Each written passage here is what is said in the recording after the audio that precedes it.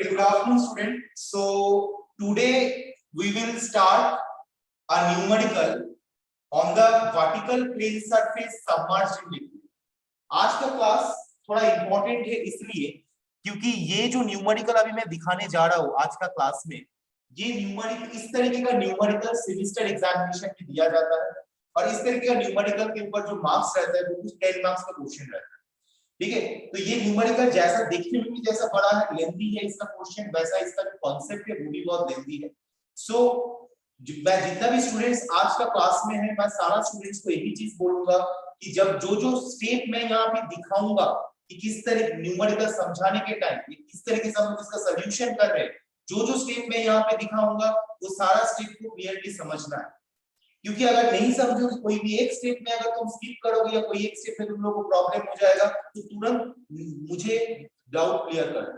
क्योंकि अगर एक स्टेप को स्किप करके अगर नेक्स्ट स्टेप में चल जाओगे तो it is very much impossible to understand what will be the last, what will be the answer, how will the answer will come. Okay, so कभी भी कोई भी स्टेप में अगर डाउट होता है तो तुरंत मुझे सवाल पूछ लो कि सर ये किस तरीके से न्यूमेरिकल होगा। सो मैं स्टार्ट कर रहा हूं। क्वेश्चन दिखाई दे रहा है, ड्राइंग दिखाई दे रहा है स्टूडेंट्स, क्वेश्चन एंड ड्राइंग दोनों दिखाई दे रहा है? Yes sir. ओके, तो क्वेश्चन में क्या बोला गया है कि अ वर्टिकल स्लुइस गेट, हर एक टर्म्स के साथ थोड़ा जान पहचान बढ़ाना चाहिए। A vertical sluice gate, what is the meaning of sluice gate? Question, first question is what is the meaning of sluice gate?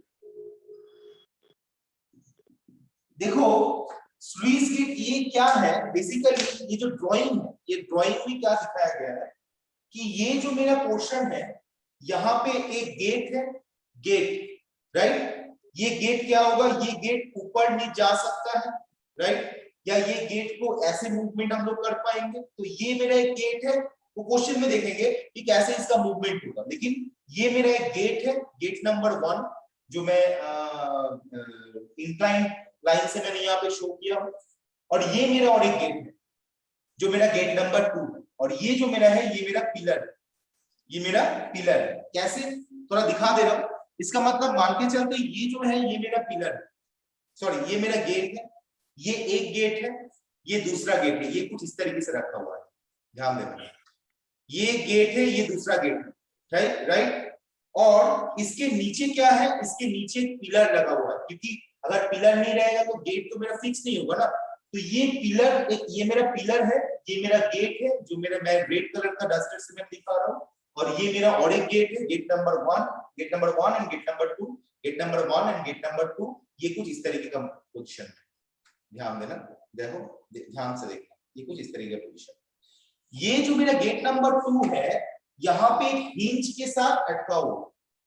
Hinge मतलब क्या है, जो दरवाजा रहता है ना, दरवाजा इस तरीके से फ्रेम के साथ फिक्स रहता है, दरवाजा में एक हिंज लगा हुआ रहता है। मान के चलते ये मेरा फ्रेम है, ये मेरा दरवाजा है, पहले दरवाजा इस तरीके से अटैच है, हिंज बीच में, ये जो दोनों उंगली को जो मैं जैसे दिखाया हूं, ये बीच में एक हिंज लगा देता है।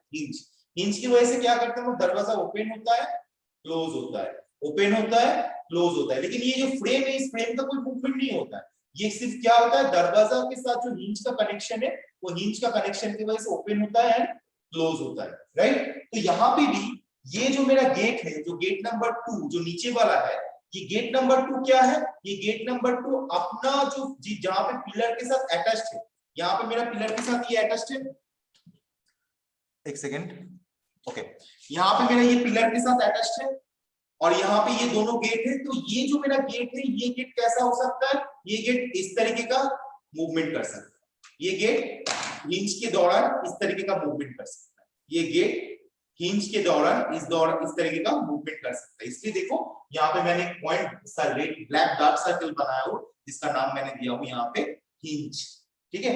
तो ये हिंज के रेस्पेक्ट में ये गेट का मूवमेंट कुछ इस तरीके का होगा, ठीक है?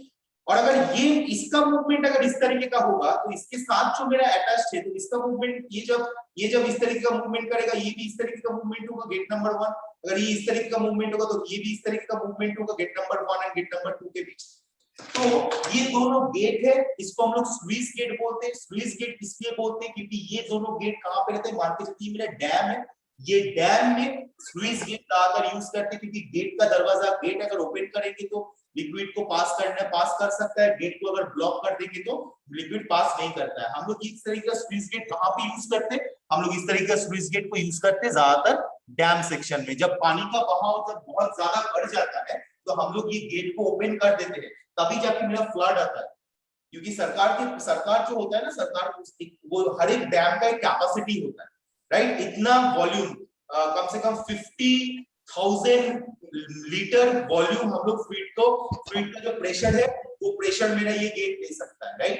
जब भी वो फ्लूइड का बहाव बढ़ जाता है, जब भी ये फ्लूइड का बहाव बढ़ जाता है, तब क्या होता है, ये गेट के ऊपर ज्यादा से ज्यादा प्रेशर क्रिएट होना शुरू होता है। तो इसीलिए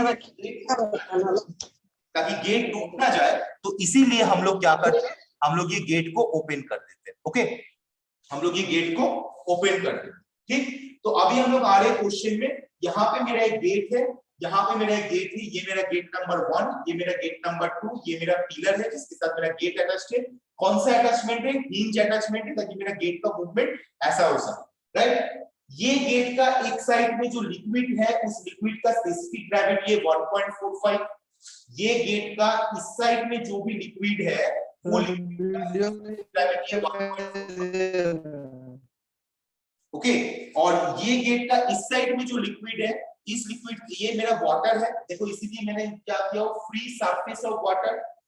इस गेट का इस साइड में जो लिक्विड है ये मेरा वाटर है, इसको मैंने लिखा फ्री सरफेस ऑफ वाटर। इस गेट का इस साइड में जो लिक्विड है, इसका स्पेसिफिक ग्रेविटी 1.45 है, ये लिखा हूं मैं फ्री सरफेस ऑफ लिक्विड। और ये गेट का हाइट 1.2 मीटर है, ये गेट का हाइट 1.5 मीटर है। अब मुझे बताओ, इस ड्राइंग में कुछ दिक्कत है समझने में? अभी समझने में कोई क्लियर, कोई डाउट है? ये ड्राइंग को स्टूडेंट्स, ये ड्राइंग समझने में किसी को कोई डाउट है?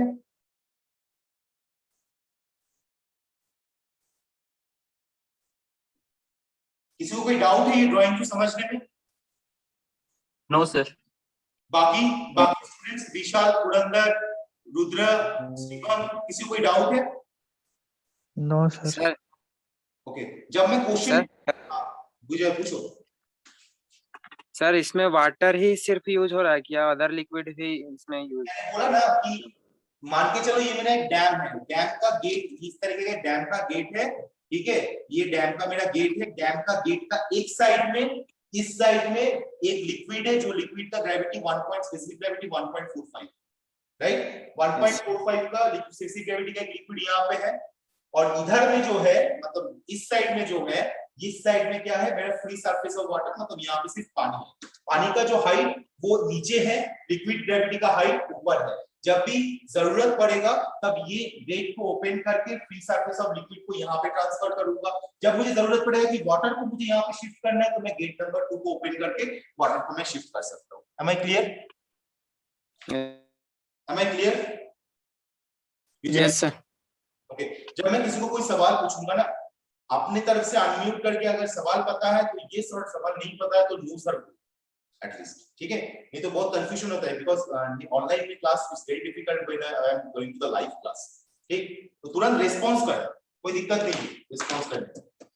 तो ये ड्राइंग तुम लोग के सामने अभी है, क्योंकि ये ड्राइंग बार-बार पढ़ रहा हूं, ये सेमेस्टर क्वेश्चन में हर बार आता है, तो इसीलिए थोड़ा ध्यान से समझना। तो ये मेरा स्लुइस गेट का कॉन्सेप्ट मैंने बोल दिया। अब मैं आ रहा हूं क्वेश्चन में क्या बोला है कि a vertical sluice gate is used to cover an opening in dam.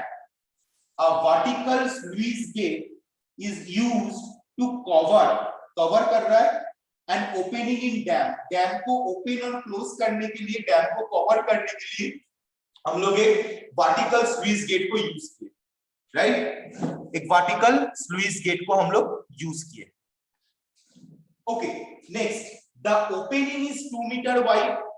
Opening is 2 meter wide. 2 meter wide मतलब जो width of the gate है, दोनों गेट का, ये जो दोनों गेट का है, width of the gate कितना बोला गया है?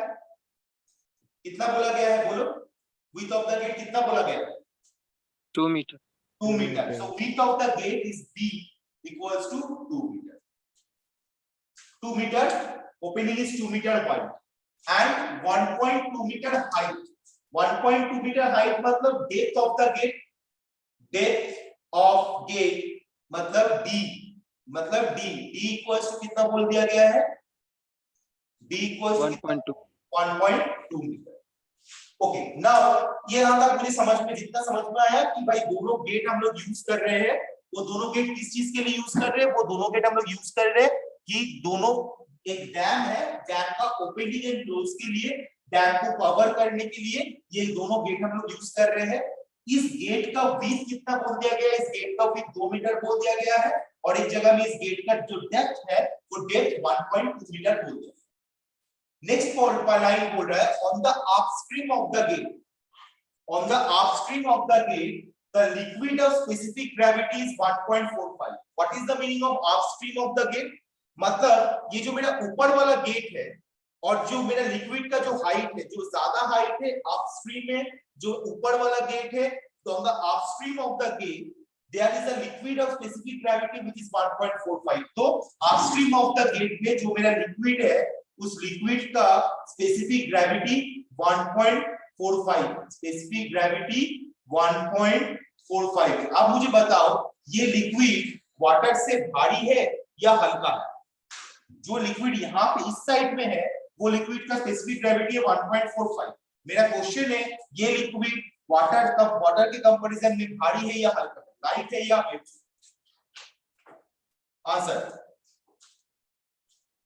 आंसर जल्दी, फर्स्ट लाइट।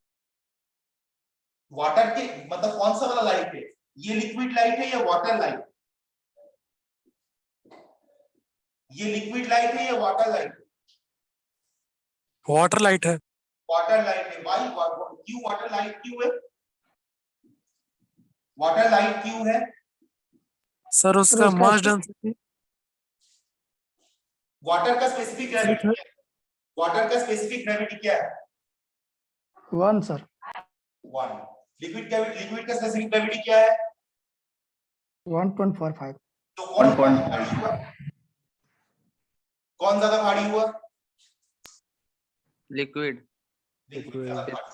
तो मेरा जो इस गेट का लेफ्ट साइड में जो है वो एक भारी लिक्विड रखा हुआ है 1.45 का, और वाटर रखा हुआ है इस साइड में जो मेरा इस लिक्विड के कंपैरिजन में हल्का हुआ।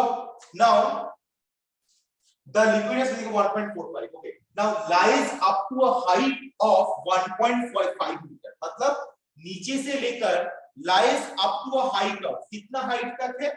1.5 मीटर हाइट तक है। इसका जो गेट है ये गेट है, gate number 1 is my G1 and this is my G2, gate number 2 G1 and G2। तो गेट नंबर 1 का हाइट कितना है? 1.5 मीटर। तो height of the gate 1, height of G1 for gate 1 is 1.5 meter। ठीक, next क्या बोल रहा है देखो, नेक्स्ट बोल रहा है lies up to a height of 1.5 meter above the top of the gate, above the top of the gate मतलब top of the gate मतलब यहां तक इसका जो हाइट है वो 1.5 metre.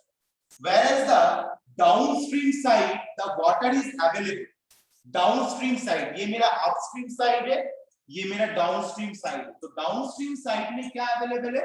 water is available up to a height of touching the top of the gate, up to the height touching the top of the gate मतलब ये वाटर कितना हाइट में टच किया है?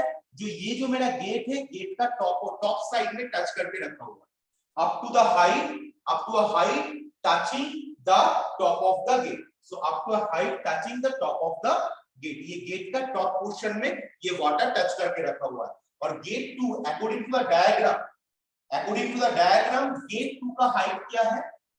Height of gate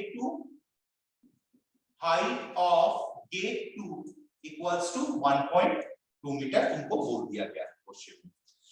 Now find the resultant force acting on the gate and position of center of pressure. Find the resultant force acting on the gate and position of center of pressure। मतलब gate के ऊपर कितना total pressure force acting हो रहा है, same मुझे TP define करना है और सेंटर ऑफ प्रेशर डिफाइन करना है, राइट।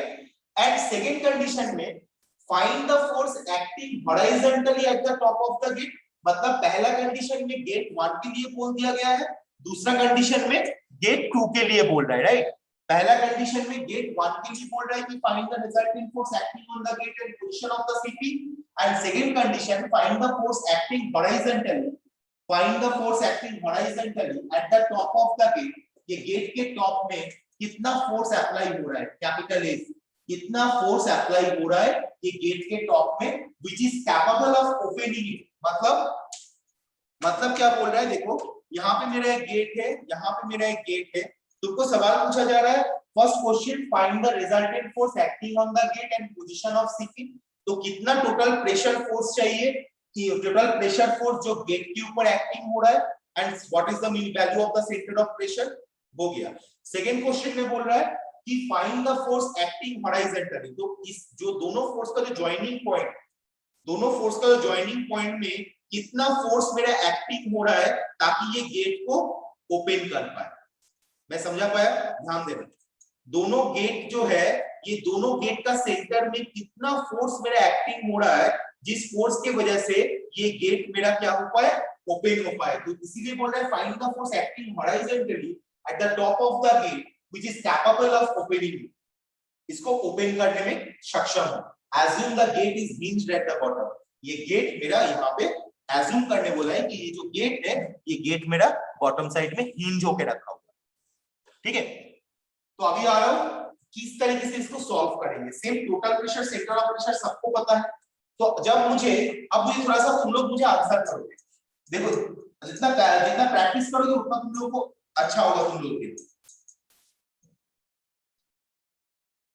मुझे बताओ width of the gate 2 metre बोल दिया गया है, depth of the gate d equals to 1.2 metre. So what is the value of the area of the gate? a equals to what? a equals to what? b into d। b into d। सो b into d मतलब 2 into 1.2, कितना value होगा? कितना value होगा 2 into 1.2 का? Its value is 2.4 metre square, right. तो इसका area मेरा निकल गया। अब मुझे बताओ इस लिक्विड का specific gravity 1.45। So what is the density? ρ1 equals to कितना? अगर स्पेसिफिक ग्रेविटी बोल दिया गया है, इसका डेंसिटी तुमको निकालना है, क्या होगा? 1.45 by 1000। 1.45 divided by 1000 sir into में into 1000। into 1000, 1.45 into 1000, right. इसको अगर कैलकुलेशन करेंगे तो इसका क्या आंसर आएगा? 1450 kg पर। वाटर का स्पेसिफिक ग्रेविटी 1 है, तो इसका डेंसिटी क्या होगा? ρ2 equals to 1000। So equals to 1000 kg per meter. हो गया 1000 kg पर मीटर क्यूब। अब तो मेरे पास डेंसिटी ρ1 मिल गया, मुझे डेंसिटी ρ2 मिल गया। अब क्या है फर्स्ट, अब व्हाट इज द वैल्यू? मुझे देखो F1 में नीचे में निकालना है, राइट। मुझे F1 भी निकालना है, मुझे F2 पे निकालना है। क्यों? क्योंकि रिजल्टेंट फोर्स बोला है, क्योंकि रिजल्टेंट फोर्स बोला है। तो जब रिजल्टेंट फोर्स तुमको बोला गया है, पूछा गया है, तो यहाँ पे दोनों फोर्स एक्टिंग हो रहा है। अब तुम लोगों को इंजीनियरिंग मैकेनिक्स का कॉन्सेप्ट फिर से आएगा कि अगर ये ऑब्जेक्ट 5 न्यूटन इधर से फोर्स अप्लाई हो रहा है और इसी ऑब्जेक्ट सेम ऑब्जेक्ट के ऊपर अगर 3 न्यूटन इस तरीके का फोर्स अप्लाई हो रहा है, 5 न्यूटन एंड 3 न्यूटन, तो रिजल्टेंट फोर्स का वैल्यू क्या होगा? Newton and 3 Newton force apply हो रहा है, तो रिजल्टेंट फोर्स का वैल्यू क्या होगा? कितना वैल्यू होगा? 2 न्यूटन। तो मुझे रिजल्टेंट फोर्स यहाँ पे डिफाइन करने बोला गया, तो मुझे क्या काम करना पड़ेगा कि गेट के ऊपर according to diagram, let's please Shivam थोड़ा सा म्यूट कर लो अपनी तरफ से। ये जो मेरा गेट है, ये गेट का लेफ्ट साइड में F1 और गेट का राइट साइड में F2 यूज कर। शिवम थोड़ा सा म्यूट करो। Yes sir. जब मैं बोलूंगा तब तुम ये करना। तो गेट का लेफ्ट साइड में F1, गेट का राइट साइड में F2, राइट। तो मुझे F1 भी निकालना है, मुझे F2 भी निकालना है। उसके बाद अगर दोनों ऑपोजिट डायरेक्शन में, तो दोनों को माइनस करेंगे, जो वैल्यू आएगा that is my resultant force value, क्योंकि मुझे रिजल्टेंट फोर्स मांगा है। तो F1 क्या है मेरा? F1 है force exerted by the heavy liquid, force exerted मतलब force is given by the heavy liquid. So force exerted by heavy liquid, and F2 is what? Force exerted by light liquid. So heavy liquid मतलब पहला वाला liquid of specific gravity इसका 1450 है, और light liquid मतलब जो मेरा water है। तो F1 जो है इस गेट के ऊपर, F1 जो एक्टिंग हो रहा है, जो फोर्स एक्टिंग हो रहा है, वो फोर्स इसके ऊपर एक्टिंग हो रहा है किसके वजह से? ये लिक्विड के वजह से। यहाँ पे जो फोर्स एक्टिंग हो रहा है ये किसकी वजह से एक्टिंग हो रहा है? वो वाटर की वजह से एक्टिंग हो रहा है। तो F1 एंड F2 मेरा डिफाइन हो गया। अब मैं F1 इक्वल्स टू मेरा क्या होगा, क्या फॉर्मूला होता है, F1 का वैल्यू क्या होता है, F1 इक्वल्स टू क्या होगा, बोलो आंसर करो। F1 इक्वल्स टू क्या, टोटल प्रेशर का फॉर्मूला क्या होता है? Answer please. F1 equals to what? बोलो पुरंदर, मृत्युंजय, बादल, शिवम, रुद्र, नवीन, पिंटू, रंजीत, आंसर करो, कोई आंसर करो मुझे, बाकी जितना भी लड़का है आंसर करो प्लीज। F1 का वैल्यू क्या है? F1 इक्वल्स टू हम लोग कैसे निकालेंगे? टोटल प्रेशर का फॉर्मूला क्या है? टोटल प्रेशर का फॉर्मूला क्या है? बोलो बोलो।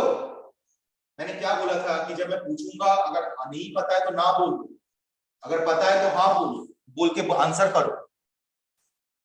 Sir pressure into area. Force is equal to pressure into area. Total pressure का फॉर्मूला क्या है? टोटल प्रेशर, पिछला क्लास में जो टोटल प्रेशर का डेरिवेशन हुआ था, टोटल प्रेशर का फॉर्मूला क्या है? ये तो मेरा टोटल प्रेशर फोर्स है ना, तो टोटल प्रेशर फोर्स का फॉर्मूला क्या है, मैं वो पूछ रहा हूँ, बताओ बताओ। सर रो जी ए। रो, ये रो किसके लिए है? ये F1 किसके लिए है? सर F1 है हैवी लिक्विड के लिए। हैवी लिक्विड के लिए। तो हैवी लिक्विड का डेंसिटी क्या है? रो1। तो यहाँ पे क्या लिखेंगे? रो1। रो1। उसके बाद जी ए।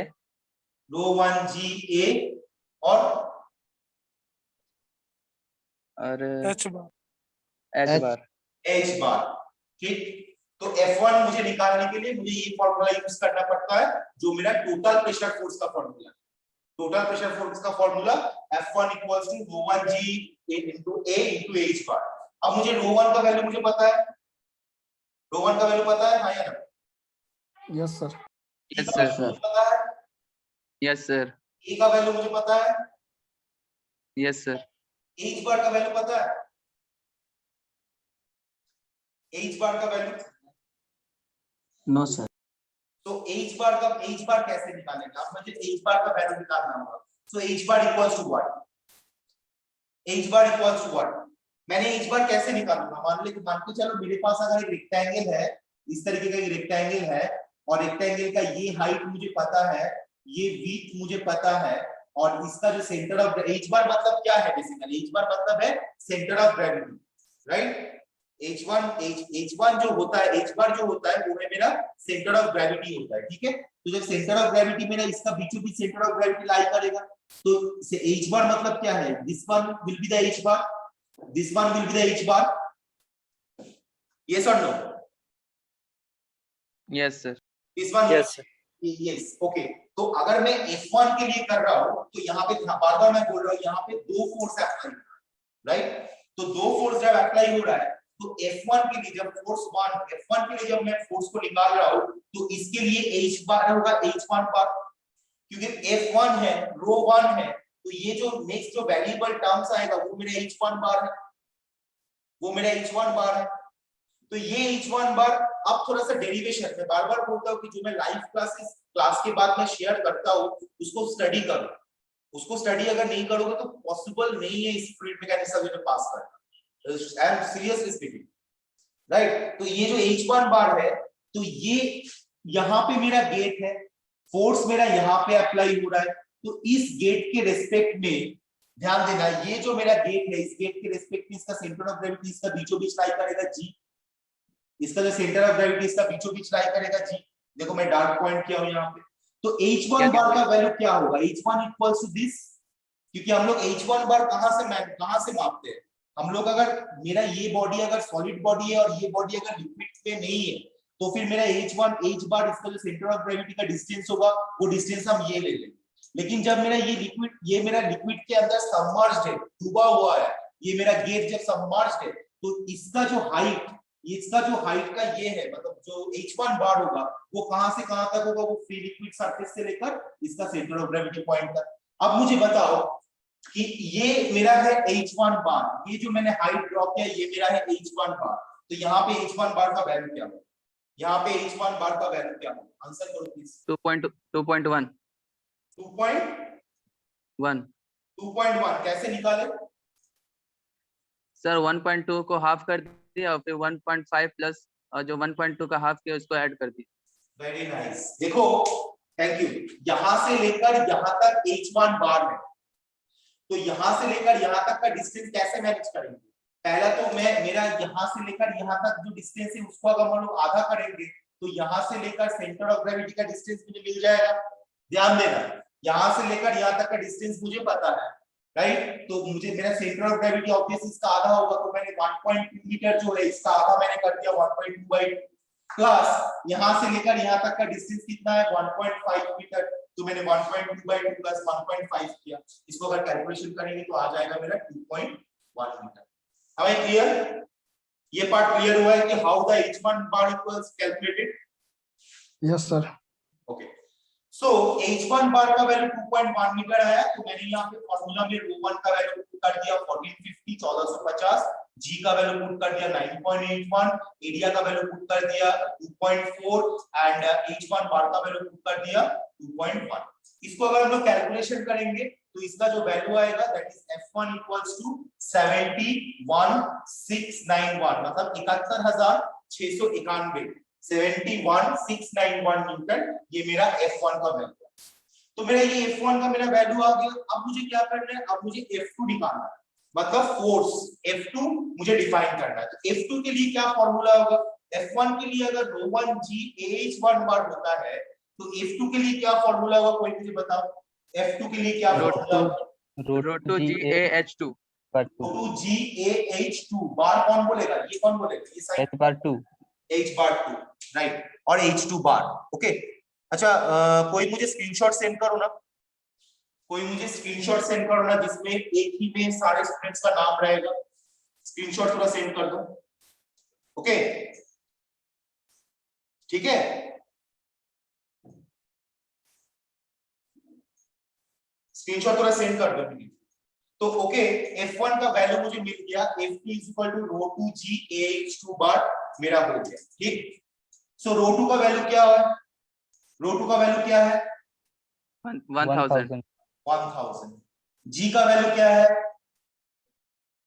9.81 a का वैल्यू क्या है? 2.4 सो h2 का वैल्यू क्या होगा? h2 बार का, h1 बार का वैल्यू 2.1 होगा, तो h2 बार का वैल्यू क्या होगा? h2 1.2/2 how? Because force F2 की कौन सा साइड से अप्लाई हो रहा है? F2 मेरा वाटर का साइड से अप्लाई हो रहा है, और वाटर का साइड से अप्लाई हो रहा है। वाटर का फ्री सरफेस कहां पे है? वाटर का फ्री सरफेस ये वाला है मेरा वाटर का फ्री सरफेस। तो यहां से अगर मैं सेंटर ऑफ ग्रेविटी का हाइट को मैं ड्रॉ करूंगा तो दिस इज माय h2 बार, ये मेरा सेंटर ऑफ ग्रेविटी है। यहां से मैं डॉटेड लाइन करके एक्सटेंड किया और फ्री सरफेस ऑफ वाटर से मेरा हाइट मैंने जनरेट किया, which is my h2 bar, right. तो ये h2 बार का हाइट क्या होगा? इसका हाइट अगर 1.2 है तो h2 बार का हाइट 1.2/2, इसका मतलब क्या होगा? 1.2/2 होने से 0.6 मीटर। तो इसको अगर मैं कैलकुलेशन करूंगा तो मेरा क्या वैल्यू आएगा? 14126 14126 मीटर। देखो यहाँ पे h1 बार ज्यादा बड़ा है, कैसे? अब जो कॉन्सेप्ट किस तरीके से मैच कर रहा है कि मेरा ये जो वैल्यू आया ये सही है या गलत, वो भी मैं जज कर सकता हूँ। मैं जानता हूँ p is equal to ρgh, ये मैं जानता हूँ। सो इसका मतलब p अगर बढ़ेगा, अगर मेरा हाइट बढ़ेगा तो मेरा p भी बढ़ेगा। Am I right or wrong? Yes sir. तो हाइट अगर बढ़ेगा तो मेरा प्रेशर बढ़ेगा, और अगर मैं जानता हूँ कि pressure is equal to force per unit area, so इसका मतलब pressure is varies is also, if pressure is varies is also force, so अगर हाइट बढ़ेगा तो प्रेशर बढ़ेगा, प्रेशर बढ़ेगा तो फोर्स बढ़ेगा। देखो यहाँ पे जब h1 बार हाइट लिया मैंने, h1 बार जब मैंने हाइट लिया 2.1, तब फोर्स का वैल्यू कितना है 71,691, और जब मैंने h2 बार का वैल्यू 0.6 लिया इतना छोटा हाइट के लिए, तब मेरा प्रेशर फोर्स का वैल्यू 14,126। इसका मतलब ऑब्वियसली जब हाइट मेरा कम तब मेरा फोर्स का वैल्यू कम, जब मेरा हाइट ज्यादा तब मेरा फोर्स का वैल्यू भी मेरा ज्यादा। तो मेरा F1 एंड F2 का वैल्यू मेरा निकल गया। अब मुझे क्वेश्चन में क्या बोला गया है, फाइंड द रिजल्टेंट फोर्स। तो रिजल्टेंट फोर्स निकालने का क्या तरीका है, रिजल्टेंट फोर्स इक्वल्स टू, मैंने बोला था इधर से 5 जा रहा है इधर से 3 जा रहा है, तो रिजल्टेंट कितना होगा 5 - 3 2। अगर दोनों में एक साइड से 5 और 3 जाता तो रिजल्टेंट फोर्स का वैल्यू 5 + 3 8 होता। तो यहाँ पे मैं क्या करूंगा, resultant force Fr for resultant force, Fr का वैल्यू क्या होगा बताओ, Fr का वैल्यू क्या होगा सर F1 को F2 से माइनस कर देंगे। सो F1 minus F2, F1 minus F2 मतलब 71,691 माइनस 14,126, राइट। इसको अगर दैट इज न्यूटन, इसको अगर हम लोग कैलकुलेशन करेंगे तो इसका आंसर आएगा कुछ 57,565 न्यूटन, 57,565 न्यूटन। तो ये मेरा रिजल्टेंट फोर्स का वैल्यू मेरा मिल गया। टोटल प्रेशर फोर्स के लिए रिजल्टेंट फोर्स का क्या वैल्यू, ये मेरा मिल गया। यहां तक क्लियर हुआ है, यहां तक क्लियर हुआ है? Yes sir. बाकी स्टूडेंट्स यहां तक क्लियर हुआ है? Yes sir. Yes sir. Class अगर खत्म Yes, हो हाँ, जाए sir. ज्वाइन कर लोगे। और स्क्रीनशॉट सेंड किए मुझे कोई? Yes Yes, sir sir. कर दिए। ओके, अभी मेरा टोटल प्रेशर फोर्स वाला कांसेप्ट मेरा खत्म हो गया। अभी मुझे क्या करना है, अभी मैं इसको साफ करूं, ठीक है, अभी मैं इसको साफ कर रहा हूं।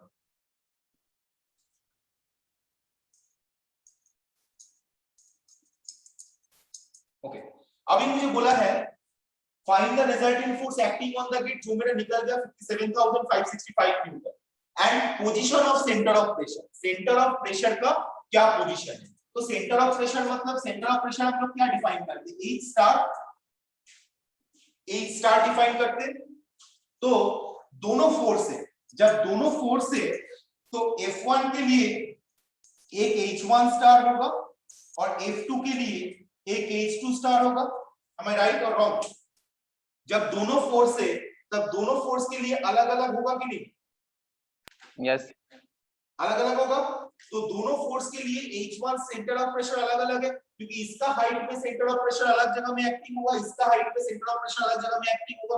तो दोनों फोर्स के लिए अलग अलग सेंटर ऑफ प्रेशर जब है तो मेरा H1 स्टार भी मुझे निकालना है और H2 स्टार भी मुझे निकालना है, H2 स्टार भी मुझे निकालना है। तो H1 स्टार, ये इसका फॉर्मूला क्या है, H1 स्टार का फॉर्मूला क्या है, कोई मुझे बताओ? IG by AH bar plus AH H bar IG by AH bar AH बार होगा या AH1 बार होगा? H1 bar 1 bar plus H1 bar H1 bar plus H1 bar. और H1 H2 bar स्टार के लिए क्या फॉर्मूला होगा, H2 स्टार के लिए क्या फॉर्मूला होगा? IG by AH2 bar plus H2 bar IG by AH2 bar plus H2 बार।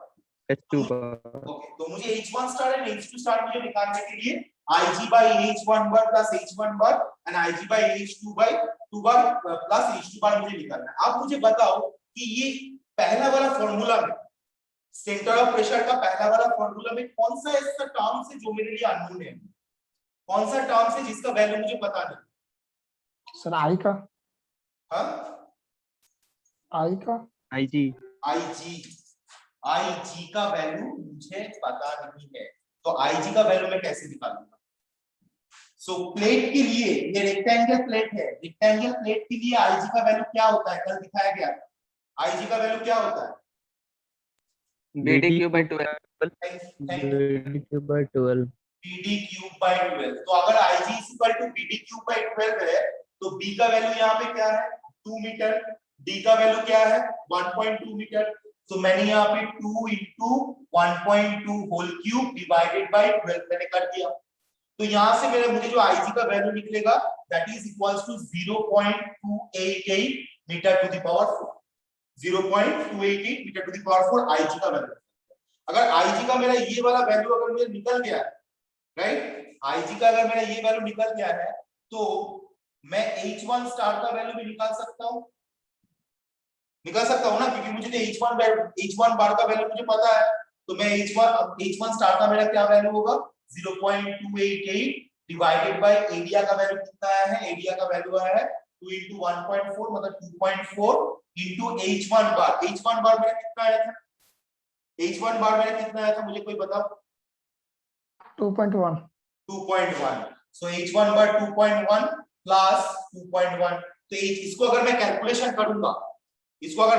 करूंगा तो मेरा क्या वैल्यू आएगा, मेरा वैल्यू आएगा 2.1571 मीटर। इसको अगर मैं कैलकुलेशन करूंगा तो मेरा जो वैल्यू आएगा वो आएगा 2.1571 मीटर। ठीक है, अब क्वेश्चन ये है कि ये जो F1 फोर्स मतलब क्या है, सेंटर ऑफ प्रेशर मतलब क्या है, डेरिवेशन क्लास में मैंने बताया था कि सेंटर ऑफ प्रेशर मतलब है कि जहां पे इसका सेंटर ऑफ ग्रेविटी होगा उसका सर्टेन नीचे ये सेंटर ऑफ प्रेशर काम करता है, जहां पे मेरा सेंटर ऑफ ग्रेविटी होगा उसका सर्टेन नीचे ये मेरा सेंटर ऑफ प्रेशर काम करता है, P जिसको बोले जाते हैं। और ये इसका free level surface of water से इसका जो हाइट होता है वो होता है H स्टार, तो H स्टार का मेरा वैल्यू आया है 2.1571। अब क्वेश्चन ये है कि ये जो F1 कितना हाइट में काम कर रहा है, मतलब F1 मेरा कितना हाइट में काम कर रहा है फ्रॉम हिंज, ये जो मेरा हिंज है ये हिंज से मेरा F1 कितना हाइट में काम कर रहा है, यहाँ पे मेरा हिंज है, ये मेरा सेंटर ऑफ प्रेशर है, फोर्स कहाँ पे काम करेगा, सेंटर ऑफ प्रेशर में काम करेगा, मतलब यहाँ पे काम सेंटर ऑफ प्रेशर अगर यहाँ पे बीच में एक पॉइंट है ये मेरा P पॉइंट, तो फोर्स मेरा यहाँ पे काम करेगा F1। तो ये जो नीचे मेरा हिंज दिया हुआ है ये नीचे वाला हिंज से सेंटर ऑफ प्रेशर के बीच क्या डिस्टेंस है, नीचे वाला हिंज से सेंटर ऑफ प्रेशर के बीच क्या डिस्टेंस है। अगर तुमको ये चीज पूछा जाएगा, तुम्हारे पास सेंटर ऑफ प्रेशर मतलब इस तरीके का है डायग्राम, इसका हाइट पता है तुमको, इसका हाइट पता है, ठीक, तुमको H1 बार का हाइट पता है और तुमको H स्टार मतलब ये जो सेंटर ऑफ प्रेशर ये वाला इसका भी हाइट तुमको पता है, ये वाला जिसका भी हाइट तुमको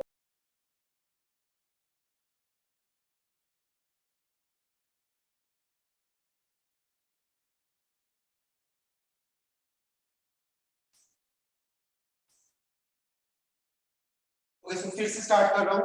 तो ये अभी थोड़ा सा ध्यान देना, जो मैं समझाना चाह रहा हूं वो तुम लोग को थोड़ा अच्छे से समझो।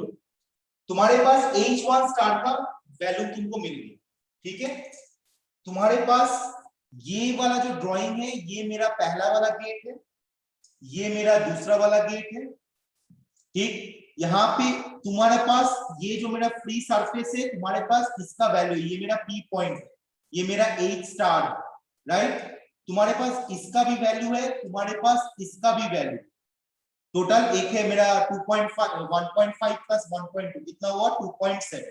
तो तुम्हारे पास यहां से लेकर इस एंड तक का वैल्यू है, तुम्हारे पास यहां से लेकर ये सेंटर ऑफ प्रेशर जहां पे उसका भी वैल्यू।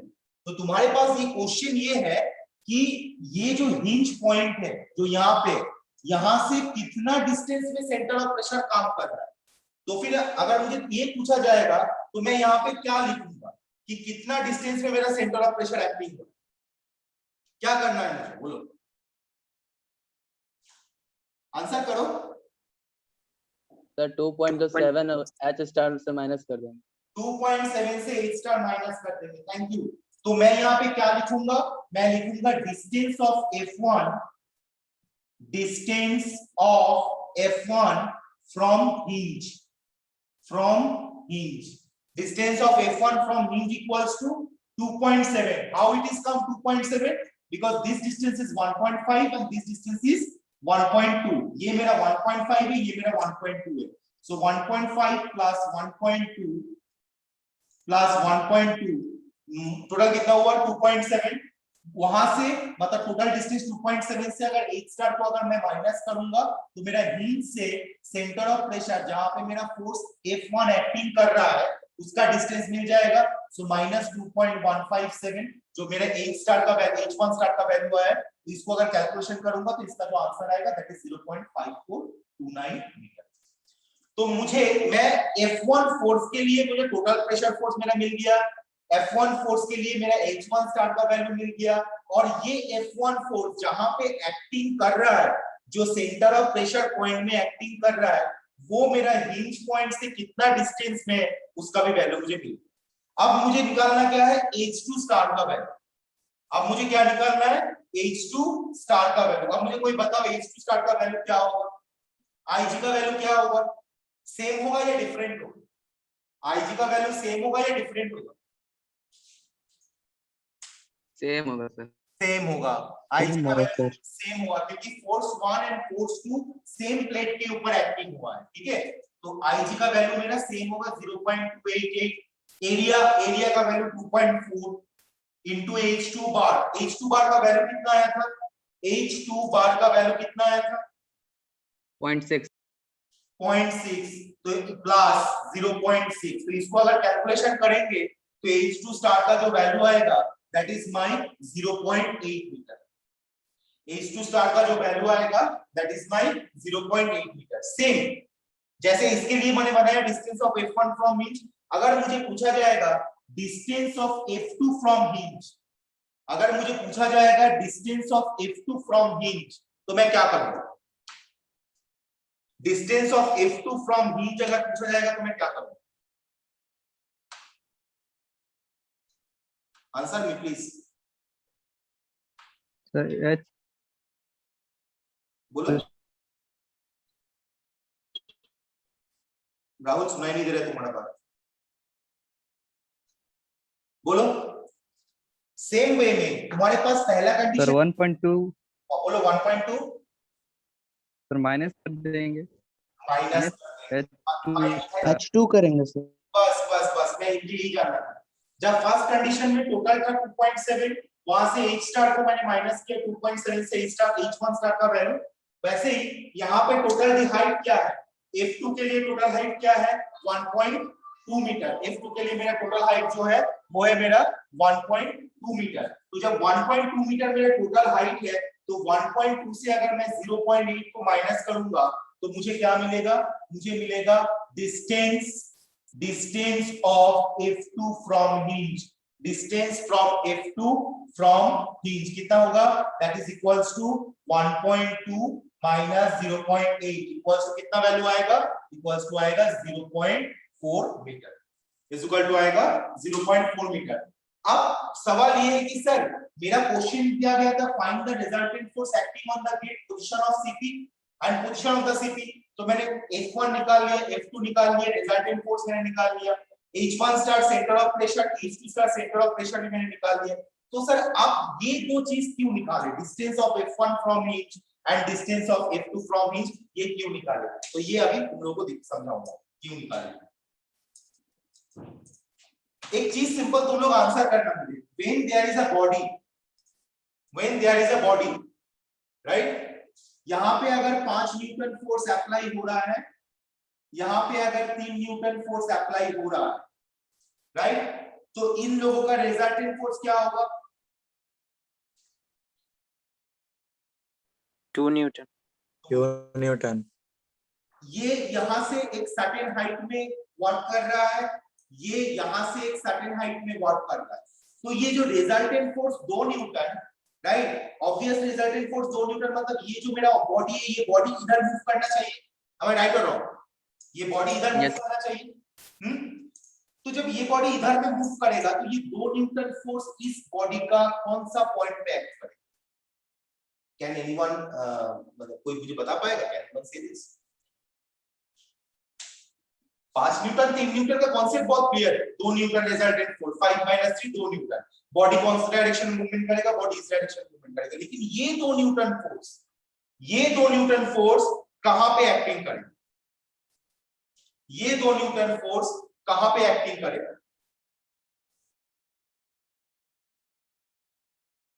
बोलो।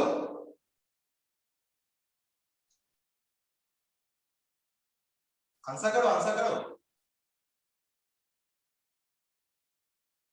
तो 5 न्यूटन जिस डायरेक्शन का उसी डायरेक्शन 5 न्यूटन, ओके ठीक है, 5 न्यूटन जहां पे काम कर रहा है वहीं पे उधर ही काम करेगा, मतलब इस पोजीशन में काम करेगा। लेकिन ये कौन सा हाइट में काम करेगा? इसके लिए हम लोग क्या करते हैं, थोड़ा दिखाओ। ये मेरा कितना निकला? Distance of F1 from hinge, मतलब मैं अगर राफ डायग्राम ड्रॉ करूंगा, ये मेरा राफ डायग्राम है, तो मेरा ये मेरा यहाँ इसका सेंटर ऑफ ग्रेविटी G है, यहाँ पे मेरा प्रेशर P है, ठीक है। तो इधर मेरा F1 काम कर रहा है हाई लिक्विड के लिए, मतलब F1 के लिए एक बार मेरा P1 बनेगा, क्योंकि F1 जहां पे काम करेगा F2 तो वहीं पे सेम जगह में काम नहीं करेगा। देखो निकला है F1 का वैल्यू 0.5429 मीटर। तो जो हिंज पॉइंट है यहाँ से P1 का डिस्टेंस कितना है? 0.5429। और F2 जहां पे काम करेगा, F2 मेरा इस डायरेक्शन से काम करेगा, मान के चलते उसके लिए मेरा बनेगा P2। तो P2 के लिए ये डिस्टेंस कितना है? 0.4 मीटर, 0.4 मीटर। और एक बार साफ करके दिखा दे रहे हो, ठीक है, ध्यान से देखना, बड़ा करके दिखा रहा हूं ताकि तुम लोगों को समझ में आए। तुम लोगों के पास अभी जो वैल्यू आया है ये मेरा इसका सेंटर ऑफ ग्रेविटी है। तो एक पॉइंट है P1, एक पॉइंट है P2। P1 फोर्स, P1 में मेरा कौन सा फोर्स काम करेगा? F1। P2 में मेरा कौन सा फोर्स काम करेगा? F2, right. P1 का वैल्यू कितना है? P1 का वैल्यू आया है 0.5। P1 तक डिस्टेंस कितना है? 0.5429। P2 का डिस्टेंस कितना है? 0.4। ये डिस्टेंस आया है। इन दोनों का एक रिजल्टेंट फोर्स भी मैंने निकाला हूं, वो रिजल्टेंट फोर्स, ये इधर का हाइट ज्यादा है तो रिजल्टेंट फोर्स भी काम करेगा। ये रिजल्टेंट फोर्स मान के चलते बीचों बीच कहीं पे काम किया, रिजल्टेंट फोर्स बीचों बीच कहीं पे काम किया, तो वो कौन सा डिस्टेंस, ये हिंज पॉइंट से कौन सा डिस्टेंस पे काम करेगा, ये एक्चुअल क्वेश्चन। वो कैसे निकालेंगे, इसके लिए हम लोग काम देखेंगे कि the resultant force is acting, the FR resultant force is acting कितना at a distance, acting at a distance, कितना डिस्टेंस होगा? इसके लिए कितना फोर्स था? 71,691 इनटू, ये मेरा कौन सा फोर्स है? F1 है या F2 है? ये मेरा F1 है या F2 है? बोलो। F1। ये मेरा F1, राइट। तो ये मेरा अगर F1 है तो F1 के लिए कौन सा डिस्टेंस निकला? F1 के लिए कौन सा डिस्टेंस निकला? 0.5429 माइनस ये मेरा कौन सा फोर्स है? ये वाला वैल्यू 14,126, ये मेरा कौन सा फोर्स है? F2। इसके साथ कौन सा डिस्टेंस आया है? ये कितना डिस्टेंस में एक्टिंग कर रहा है? 0.4। So force F1 into D1 और इधर आया F2 into D2, तो ये क्या बना? F1 into D1 force into perpendicular distance, क्या बना? फोर्स into परपेंडिकुलर क्या बना? Moment of force. तो ये पहला फोर्स के लिए मोमेंट बना, ये दूसरा फोर्स के लिए मोमेंट बना, डिवाइडेड बाय जो मेरा रिजल्टेंट फोर्स है Fr का वैल्यू कितना है? रिजल्टेंट फोर्स का वैल्यू कितना है? रिजल्टेंट फोर्स का वैल्यू आया था 57,565। रिजल्टेंट फोर्स का वैल्यू आया था 57,565। इसको अब कैलकुलेशन करके पहले तो मैंने पहला वाला फोर्स के लिए मोमेंट निकाले, F1 0.5429। कैसे हो रहा है मोमेंट? देखो ये मेरा फोर्स है, ये मेरा परपेंडिकुलर डिस्टेंस है। इस F2 के लिए ये मेरा फोर्स है, ये मेरा परपेंडिकुलर डिस्टेंस, तो ये मेरा पहला वाला फोर्स के लिए मोमेंट है, ये मेरा दूसरा वाला फोर्स के लिए मोमेंट है। दोनों मोमेंट को माइनस करके जो मेरा एक्चुअल रिजल्टेंट फोर्स है, अगर उससे मैं इसको डिवाइड कर रहा हूं तो मेरा जो वैल्यू आ रहा है वो वैल्यू आएगा कुछ 0.578 मीटर अबव द हिंज, मतलब 0.578 मीटर अबव द हिंज। यहां से एक सर्टेन डिस्टेंस में मेरा रिजल्टेंट फोर्स एक्टिंग हो रहा है Fr। Am I clear? ये वाला पार्ट क्लियर हुआ कि कितना डिस्टेंस में रिजल्टेंट फोर्स एक्टिंग हो रहा है? हुआ। अब second part, find the force acting horizontally at the top of the gate. Find the force acting horizontally at the top of the gate which is capable of opening it. Horizontally gate का ऊपर में क्या force acting हो रहा है? Horizontally gate के ऊपर में मैंने एक फोर्स यहाँ पे बनाया हूं जिसका नाम है कैपिटल एफ। हॉरिजॉन्टली गेट के ऊपर कौन सा फोर्स एक्टिंग हो रहा है? एफ फोर्स एक्टिंग हो रहा है। तो find force acting horizontally at the top of the gate which is capable of opening it. ये गेट को ओपन करने के लिए कौन सा फोर्स मेरा एक्टिंग हो रहा है? कैपिटल एफ फोर्स एक्टिंग हो रहा है। इसका वैल्यू मुझे निकालना है। कैसे निकालेंगे? तो इसका वैल्यू निकालने के लिए हम लोग क्या करना पड़ता है? हम लोग को सेम मोमेंट का कांसेप्ट निकालना पड़ता है, क्योंकि ये मेरा, मैं कौन सा पार्ट के ऊपर काम करूंगा? ये मेरा एक गेट है, ये मेरा एक गेट है। फोर्स कहां पे एक्टिंग हो रहा है? यहाँ पे एक्टिंग हो रहा है, ठीक है। ये मेरा फोर्स एक्टिंग हो रहा है, यहाँ पे एक गेट है और यहाँ पे एक गेट है। तो मुझे कौन सा गेट का हाइट को लेकर काम करना है? अगर मेरा फोर्स यहाँ पे एक्टिंग है, क्वेश्चन पूछा गया है कि ये फोर्स का कितना वैल्यू होगा जिसकी वजह से ये जो मेरा गेट है ये ओपन हो जाएगा। तो अगर अभी मुझे कौन सा गेट को लेकर काम करना है? ये गेट का हाइट को लेकर काम करेंगे, ये गेट का हाइट को लेकर काम करेंगे? आंसर करो, आंसर करो। समझ में आया? मेरा सवाल क्या है? समझ में आया? हाँ बोलो। यहां पे मेरा एक गेट है, यहां पे मेरा एक गेट है। Second part, find force acting horizontally at the top of the gate. तो ये दोनों गेट में इस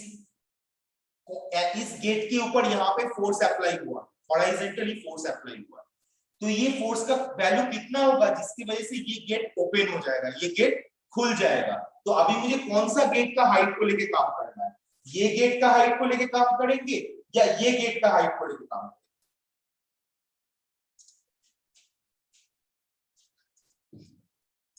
आंसर गेट 1 को लेके।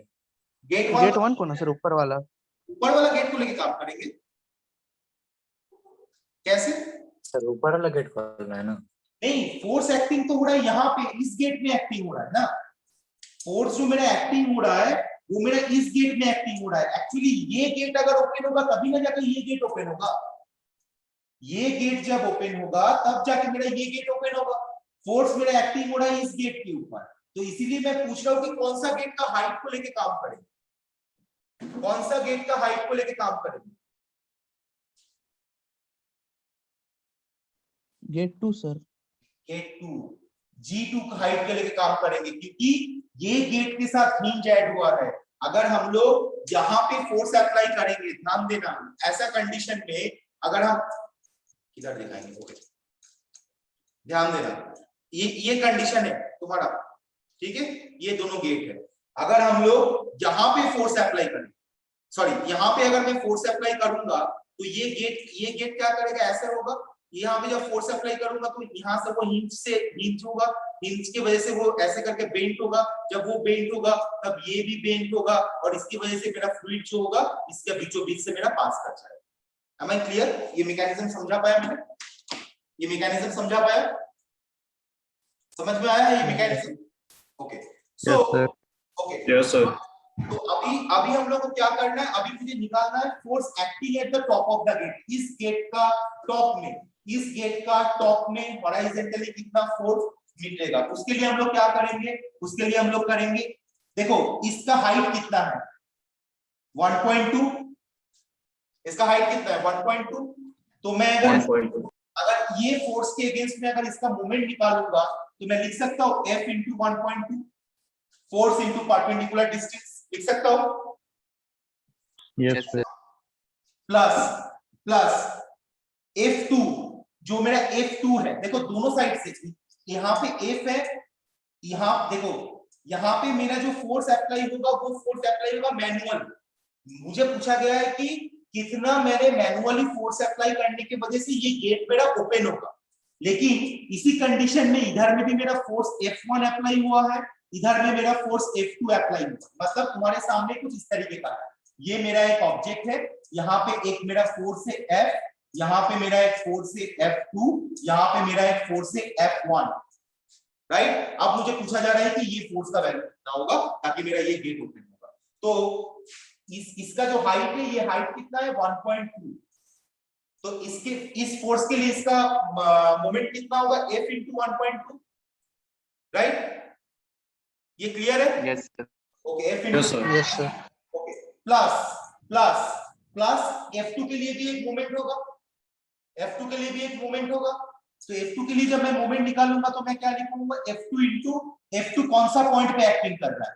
F2 एक्टिंग कर रहा है हिंज से 0.4 मीटर डिस्टेंस में, थोड़ा देर पहले मैंने निकाला distance of F2 from the hinge, distance of Yes, F2 sir. From the hinge 0.4, तो F2 मेरा 0.4 में काम कर रहा है, तो F2 into 0.4 force into perpendicular distance मैंने बनाया। अब F1 का डायरेक्शन ऑपोजिट है तो ये माइनस होगा। मैंने क्या कर रहा हूं, मैं summation of n equals to 0 कर रहा हूं। इंजीनियरिंग मैकेनिक्स में जो मैंने दिखाया था, summation of moment of the all force equals to मैं 0 कर रहा हूं, summation of moment of all the force equals to 0, क्योंकि जब तक मैं फोर्स अप्लाई नहीं करूंगा तब तक ये इक्विलिब्रियम में रहेगा। जब मेरा फोर्स अप्लाई होना शुरू होगा तब जाके इसका इक्विलिब्रियम क्वेश्चन टूट जाएगा। तो इसीलिए मैंने ये फॉर्मूला अप्लाई कर रहा हूं, summation of m equals to 0। तो F1 मेरा हिंज से कितना डिस्टेंस में था, F1 मेरा हिंज से कितना डिस्टेंस में था, 0.5429, right? Yes, sir. Force into perpendicular distance, तो मैंने लिखा F1 इनटू 0.5429 equals to 0, summation of n equals to 0। ये एक मोमेंट है, ये एक मोमेंट है, ये एक मोमेंट है, समेशन कर रहा हूं, right? According to the direction, इसका डायरेक्शन इधर है, मैंने माइनस किया, इसका डायरेक्शन इधर है, मैंने प्लस किया। तुम लोग बोलोगे सर हम लोग तो सीखे थे इस डायरेक्शन को नेगेटिव होता है, कोई इशू नहीं है, इसको नेगेटिव कर दो, इसको नेगेटिव कर दो, इसको पॉजिटिव कर दो, कोई इशू नहीं है। सो मैं लिख दूंगा F1 into 0.5429 is equal to F into 1.2 plus F2 into 0.4। अब F1 का वैल्यू मुझे पता है, ये सुन लो, F1 का वैल्यू मुझे पता है। Yes sir. तो F1 का वैल्यू मैं पुट करूंगा, F1 का वैल्यू मेरा आया था कुछ 71,691 into 0.5429 is equal to F into 1.2, F का वैल्यू मुझे निकालना है, प्लस F2 का वैल्यू मुझे पता है, दैट इज 14,126 into 0.4। इसको अगर कैलकुलेशन करेंगे तो यहाँ से जो मेरा F का वैल्यू आता है दैट इज 27,725 न्यूटन, 27,725 न्यूटन। अगर मैं इस पोर्शन में फोर्स एक्टिव करता हूँ तो मेरा जो ये गेट है, ये गेट ऑटोमेटिक क्या होगा, ओपन हो जाएगा। Okay, so this is the answer for the force, find the force acting horizontally at the top of the gate which is capable of opening it. Now am I clear? Am I clear? Yes. Yes sir Okay, Yes, Yes, sir. sir. ये जो numerical मैंने आज दिखाया, ये numerical semester examination में definitely आ रहा है और आता है, हर साल आता है। कितना एक, नंबर का सर? हाँ बोलो शिवम, क्या बोल रहे हो? कितना नंबर का आता है? 10 मार्क्स का, 10। ठीक है, क्योंकि आप क्वेश्चन का वॉल्यूम भी देखिए और जो सोल्यूशन है उसका भी वॉल्यूम, तो 10 मार्क्स क्वेश्चन है। इस तरीके का न्यूमेरिकल जो मैंने ई बुक तुम लोग को प्रोवाइड किया आरके बंसल का, राइट, वो ई बुक में इस तरीके का न्यूमेरिकल दिया हुआ है। इस चैप्टर में हाइड्रोस्टैटिक फोर्स चैप्टर में इस तरीके का न्यूमेरिकल दिया हुआ है, प्रैक्टिस करो ये सब न्यूमेरिकल। और अभी जो मैंने अभी दिखाया, जो समझाया, उसका मैं लाइव क्लास को यूट्यूब में अपलोड कर दूंगा और तुम लोगों को मैं शेयर कर दूंगा, उससे और एक बार समझ लेना। मैं बार बार बोल रहा हूँ, वो लाइव वीडियो देख के और एक बार समझ लेना, क्योंकि अभी क्लास कराने के टाइम में किसी का नेटवर्क वीक हो गया या कुछ भी हो गया, सुनाई नहीं दिया, तो उसको और एक बार अच्छे से स्टडी कर लेना, ठीक है? Sir yes sir. बोलो बोलो सर राहुल। मोड में मैन्युफैक्चरिंग सब्जेक्ट दिखा रहा है। राहुल तुम ये क्लास खत्म होने के बाद तुरंत मुझे फोन कर सकते हो, यस सर। तुरंत मुझे फोन करो, मैं तुम्हारा सोल्यूशन कर देता हूँ, ठीक है? Okay, so thank okay sir. You everyone for attending class. Thank you sir. Thank you. Okay, thank you Ranjit, chat box में लिख रहे हो, थैंक यू।